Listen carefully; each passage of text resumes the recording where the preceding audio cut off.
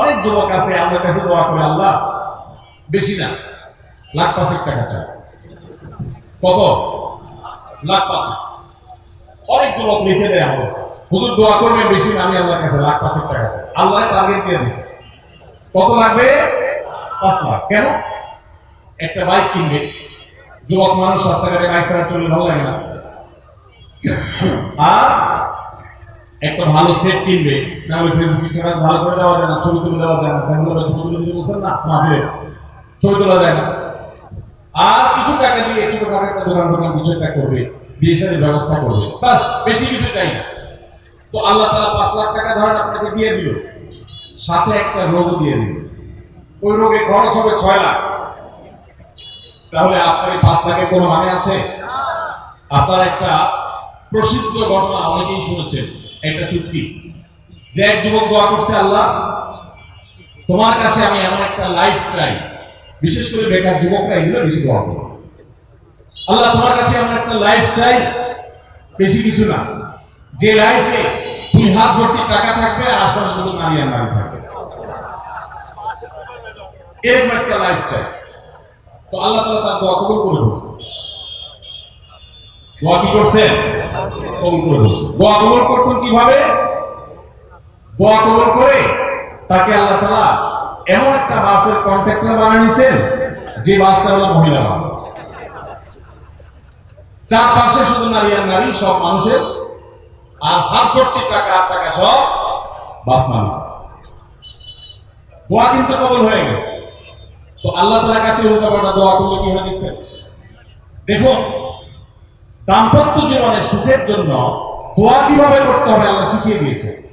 রব্বানা হাব লানা মিন আজওয়াজিনা ওয়া যুররিয়াতিনা কুররাতা আয়ুন। আল্লাহ, আমার পরিবারের সদস্যরা যেন এমন হয় যে তাদেরকে দেখলে আমার নয়ন জুড়িয়ে যাবে। অর্থাৎ নয়ন জোড়াতে হলে সব দিক থেকে পারফেক্ট হতে হবে, সব দিক থেকে ভালো হতে হবে, তখন তো দিন জোড়াবে। ওয়াজআলনা লিল মুত্তাকিনা ইমামা। আর আমাদের সবাইকে, পুরোটা পরিবারকে আপনি মুত্তাকিদের ইমাম বানাবেন, সৎ মানুষ বানাবেন। কারণ সৎ যদি না হয়, আল্লাহর যদি না হয়, তাহলে কখনো তাদের মাধ্যমে আপনি সুখ শান্তি পেতে পারেন না। তাহলে প্রথম করণীয় দাম্পত্য জীবন সুখের জন্য, সুখী দাম্পত্যের জন্য আল্লাহর কাছে দোয়া করতে থাকে। সূরা ফুরকানের 14 নম্বর আয়াত, এর পাশাপাশি আরো যত আয়াত আছে, অথবা সাধারণভাবে আপনি আল্লাহর কাছে, আল্লাহ আমি ভালো সঙ্গী যেন পাই সেজন্য দোয়া করতে থাকবো। আল্লাহ আমাদেরকে তৌফিক দান করুন। নাম্বার 2, জীবন সঙ্গী নির্বাচনের ক্ষেত্রে দিনদারিতাটাকে অগ্রাধিকার দেওয়া। কোনটাকে অগ্রাধিকার দেওয়া? ধার্মিকতাকে অগ্রাধিকার দেওয়া। নবী করিম সাল্লাল্লাহু আলাইহি ওয়াসাল্লামের প্রসিদ্ধ একটা হাদিস আপনারা অনেকে শুনেছেন। তিনি বলেছেন, তুনকাহুল মারআতু লিআরবা।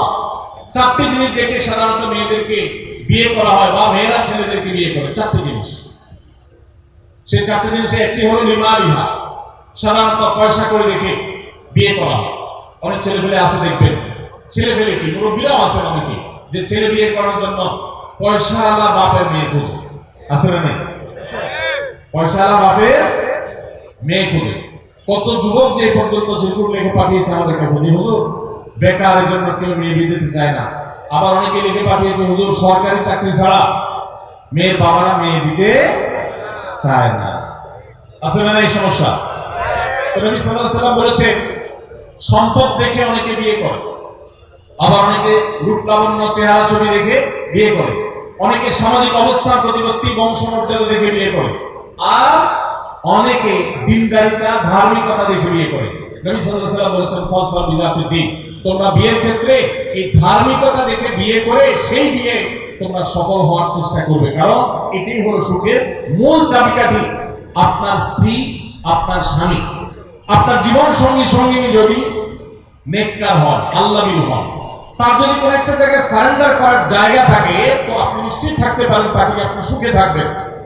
আর যদি সে আল্লাহর কাছে নিজেকে সারেন্ডার না করে, আল্লাহর কাছে নিজেকে আত্মসমর্পণ না করে, মুত্তাকি না হয়, আল্লাহভীরু না হয়, তাহলে তাকে দিয়ে আপনি কখনো প্রকৃত সুখ সন্ধান করতে পারবেন না। এই জন্য ভাইরা, দাম্পত্য জীবনের সুখের জন্য দ্বিতীয় গুরুত্বপূর্ণ বিষয় হলো জীবন সঙ্গী সঙ্গে নির্বাচন করার ক্ষেত্রে অন্য যাই থাকুক আর না থাকুক, ধার্মিকতা আছে কিনা এটা দেখতে হবে। এটা যদি দেখেন, তাহলে সেক্ষেত্রে ইনশাআল্লাহ আপনি সুখী হবেন। ধার্মিকতা হওয়ার সঙ্গে কি?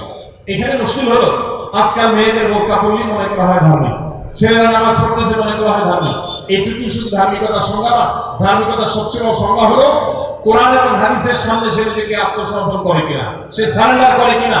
আল্লাহর নির্দেশ পেয়েছে, রাসূলের নির্দেশ পেয়েছে, আল্লাহর নিষেধাজ্ঞা রয়েছে, সেই জায়গায় সে থেমে যায় আর সে আগে বাড়ে না, নিজেকে সমর্পণ করে দেয়, মাথা নত করে ফেলে। এরকম যদি হয় তাহলে সেই ছেলে নিয়েও সুখী থাকবে, সেই মেয়ে নিয়েও সুখী থাকবে। আমি বিশেষ করে মেয়ের বাবারা যারা নিজের মেয়ে বিয়ে দেওয়ার জন্য সরকারি চাকরিজীবী খোঁজেন, পয়সাওয়ালা খোঁজেন, বিভিন্ন বড় বড় পদে থাকা মানুষগুলোকে খুঁজে বেড়ান, আমি তাদেরকে বলি আপনার মেয়ের জন্য ফজরের নামাজের সামনের কাতারে থাকা যুবকগুলোকে খুঁজে বের করেন। এই যে যুবকরা চিৎকার করছে সবাই ফজর নামাজ পড়েন, আল্লাহ সব যুবককে ফজর নামাজের মতো সাথে পড়ার তৌফিক দান করেন।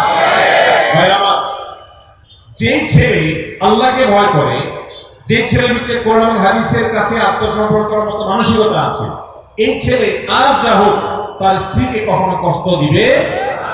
যে মেয়ে কোরআন হাদিসের কাছে নিজেকে সমর্পণ করেছে, কোরআন হাদিস যেহেতু স্বামীকে শ্রদ্ধা করতে বলে, এই মেয়ে কখনো স্বামীর প্রতি অশ্রদ্ধা করবে না। অতএব দাম্পত্য জীবনের অনেক গুরুত্বপূর্ণ একটা পয়েন্ট হলো এটা যে আপনি তার রূপ লাবণ্য, সামাজিক অবস্থান, সম্পদ, পয়সা করে এগুলো দেখেন বা না দেখেন, প্রধান বিবেচ্য বিষয় হবে তার ধার্মিকতা। এটা যদি দেখেন ইনশাআল্লাহ দেখবেন যে আপনি সুখে থাকবেন। আল্লাহ তাআলা আমাদের সবাইকে দিকটাকে বিবেচনা করে আমাদের দাম্পত্য জীবনকে গড়ে তোলার তৌফিক দান করুন। তৃতীয় যে পয়েন্টটি বলতে চাই তা হলো দাম্পত্য জীবনের সুখের মূল মন্ত্র হলো সবর এবং শুকর। সবর এবং আমাদের দেশে সর্বস্তরে, শুধু দাম্পত্য জীবনে না, সব ক্ষেত্রে বেসবরি, ধৈর্যহীনতা, অসহিষ্ণুতা এটা এমন পর্যায়ে চলে গেছে, আপনারা পত্রিকার পাতা খুললে দেখবেন যে বিয়ে বাড়িতে চিংড়ি মাছ দেওয়া হয়েছে সাইজ একটু ছোট, সেজন্য মারামারি হয়ে শুধু বিয়ে ভাঙছে, তারা দুই চারজন মারাও গেছে। শুনেন না আপনারা? মনে 4-5 দিন আগে নিউজ দেখলাম যে বিয়ের অনুষ্ঠানে সামান্য একটু কথা কাটাকাটিকে কেন্দ্র করে মেয়ের ভগ্নিপতি না খুব নিয়ারেস্ট একজনকে পিটিয়ে মেরেই ফেলেছে। ভাইরা আমার, এই ধরনের ঘটনা আপনারা শোনেন না? ঘরে ঘরে অসহিষ্ণুতা এবং ধৈর্যহীনতা। আমি একটা কথা প্রায় বলি, আপনারা কি জানেন কিয়ামতের ময়দানে আল্লাহর কাছে বান্দা কোন আমল করলে হিসেব ছাড়া জান্নাতে যাবে? জানেন কেউ? বলতে পারেন কেউ? ভাই, আল্লাহর কাছে হিসেব দিয়ে জান্নাতে যাওয়া কি সহজ কাজ না কঠিন কাজ? আরে আল্লাহর কাছে তো অনেক দূরের কথা। আপনি যে প্রতিষ্ঠানে চাকরি করেন তার মালিকের কাছে, উপরস্থ বসের কাছে একেবারে পুঙ্খানুপুঙ্খ করে প্রতিটা পয়সার হিসাব দিয়ে একদম সবকিছুতে পারফেক্টনেস প্রমাণ করা, এটাই তো একটা কঠিন কাজ, দুঃসাধ্য কাজ। সেখানে সারা জীবনের হিসাব আল্লাহর কাছে নিয়ে পাই পাই করে তারপর আপনি জান্নাতে যাবেন, বিষয়টা এত সহজ। তাহলে হিসেব ছাড়া আল্লাহ তাআলা এমনিতে বলবেন হিসাব নেই, তোমাকে এমনি জান্নাতে দিলাম, এটা চান আপনারা? দেখুন কোরআনে কারীমে আল্লাহ তাআলা বলছেন ইন্নামা ইউওয়াফাস সাবিরুনা আজরাহুম বিগাইরি হিসাব। আল্লাহ বিনিময় দেওয়ার ক্ষেত্রে, সওয়াব দেওয়ার ক্ষেত্রে দুনিয়াতে যারা সবরকারী হবে, যারা ধৈর্যশীল হবে, যারা সহিষ্ণু হবে, যারা নিজেকে নিয়ন্ত্রণ করতে পারবে, এই সবরকারীদেরকে আল্লাহ তাআলা হিসেব ছাড়া দিবেন, তাদেরকে সওয়াব দিবেন হিসেব ছাড়া।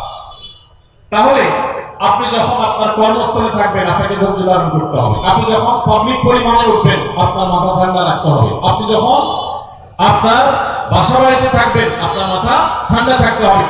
মাথা গরম হয়ে যায় যাদের হট মেজাজ, যারা কথায় কথায় মাথা গরম হয়ে যায়, ধৈর্যহীন হয়ে যায়, যেখানে সেখানে গন্ডগোল বাধায় দেয়, মারামারি বাধায় দেয়, ধৈর্য সহ্য বলতে কিছু নেই, এই লোকগুলো কিন্তু এই সৌভাগ্যবান মানুষের কাতারে শামিল হতে পারবে না। ঠিক একইভাবে দাম্পত্য জীবনে সুখী হতে হলে সবর এবং শুকর, এই দুইটা মূল মন্ত্রের কোনো বিকল্প পথ খোলা নেই। সেটা স্বামীর জন্য প্রযোজ্য, স্ত্রীর জন্য প্রযোজ্য।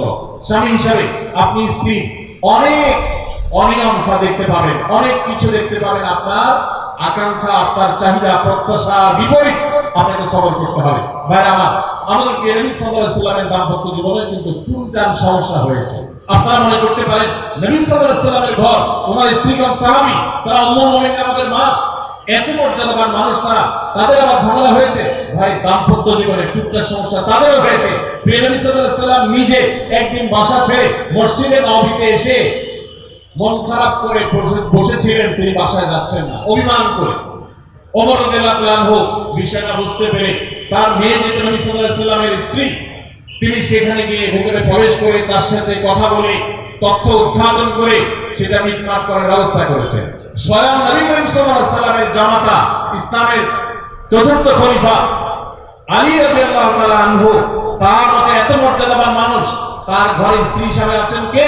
মুহাম্মদ সাল্লাল্লাহু আলাইহি ওয়াসাল্লামের মেয়ে, জান্নাতের নারীদের সর্দার ফাতেমা রাদিয়াল্লাহু তাআলা আনহা।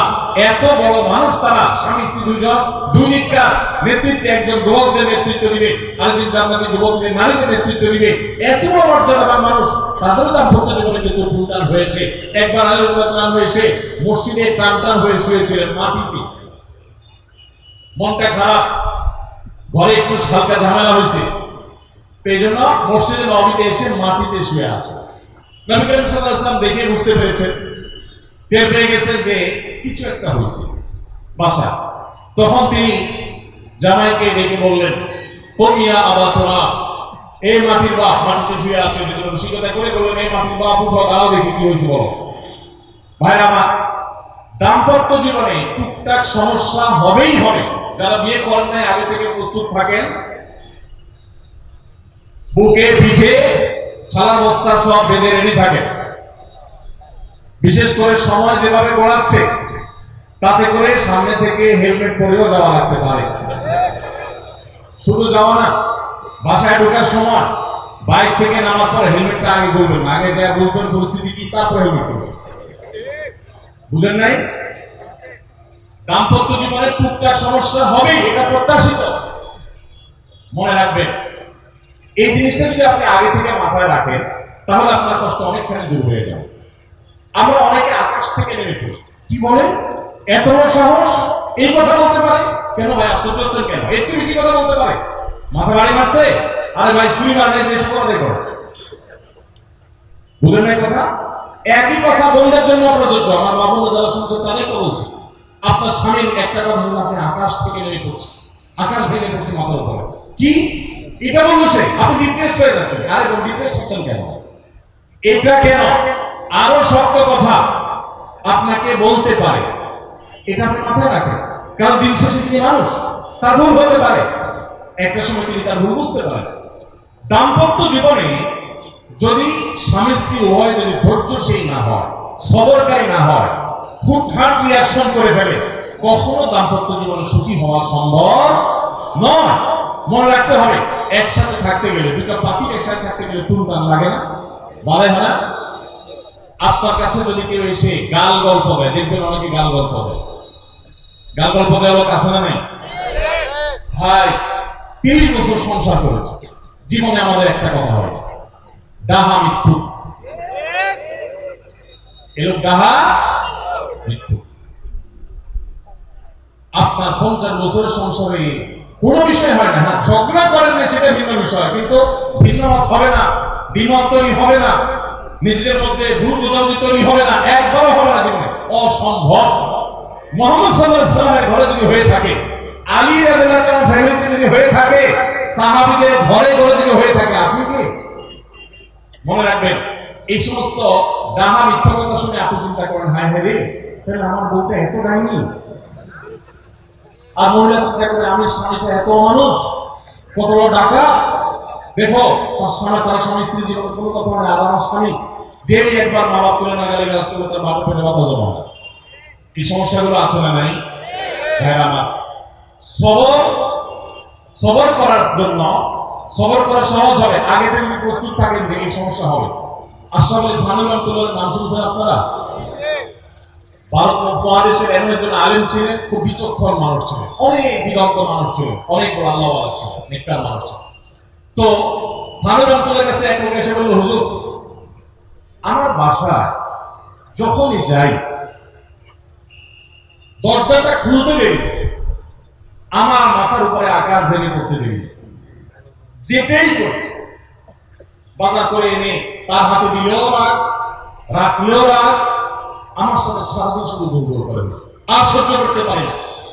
আমার কোনো দোয়া দুরুদ আমল শিখাই দেন যে আমার এই বাসার অত্যাচারটা যেন থামে। থানভী রাহমাতুল্লাহ বললেন, শোনো, তোমার একটা বুদ্ধি শিখাই দেয়, দোয়া দুরুদ না। বুদ্ধি হলো, এখন থেকে বাসায় গিয়ে দরজা নক করবা, যে নক করার আগে 1 মিনিটের মোরাকাবা করবা। কি করবা? মোরাকাবা বুঝেন? ধ্যান ধ্যান। এটা কল্পনার জগতে ডুবে যাবা 1 মিনিটের জন্য, জাস্ট 1 সেকেন্ড। কি ধ্যান করবা? দরজায় যায় থামবা, থেমে চোখ বন্ধ করে মাথাটা নিচু করে চিন্তা করবা, আমার ঘরের ভিতরে একটা কুকুর আছে। আর কুকুর মানুষ দেখলে কি করবে? ঘেউ ঘেউ করবে। অতএব এটাতে আমার রাগ হওয়ার তো কিছু নেই। কুকুর কেন ঘেউ ঘেউ করছে এটা জিজ্ঞেস করার তার একটু কেন। অতএব এটা আমি মাথায় কিছু নেব, ইগনোর করবো। কুকুর থাকলে কুকুরকে ঘেউ ঘেউ করবে, এটা চিন্তা করে এরপরে বিসমিল্লাহ বলে নক করবা। তো এই বুদ্ধি অনুযায়ী পরের দিন আসছে বাসা, আগে 1 মিনিট মোরাকাবা করছে, এরপরে দরজা নক করছে। যথারীতি দরজা খোলার পরেই শুরু হয়ে গেছে যুদ্ধ, ইউক্রেন রাশিয়া, এখন ইসরায়েলিরা। যুদ্ধ শুরু হয়ে যাওয়ার পর এই লোক অন্যান্য দিন সেও টুকটাক রিয়াকশন করে, হাতাহাতি বকাবকি, দুই পক্ষ থেকে টুকটাক হামলা পাল্টা হামলা হইতো। কিন্তু আজকে সেই লোকটা হামলা টামলা করা দূরের কথা, উল্টা সে মিটমিট করে হাসতেছে এবং একটা পর্যায়ে আমি নিয়ন্ত্রণ করতে না পারে ভিতরে হেসে দিচ্ছে। এবার বউ চিন্তা করতেছি কাহিনী কি? কারণ যারা ঝগড়া করে তাদের সাথে পাল্টা ঝগড়া না করলে কিন্তু মেজাজ হবে। কদিন আগে শুনছেন না পত্রিকা যে এক মহিলা স্বামীর ডিভোর্স দিছে কেন?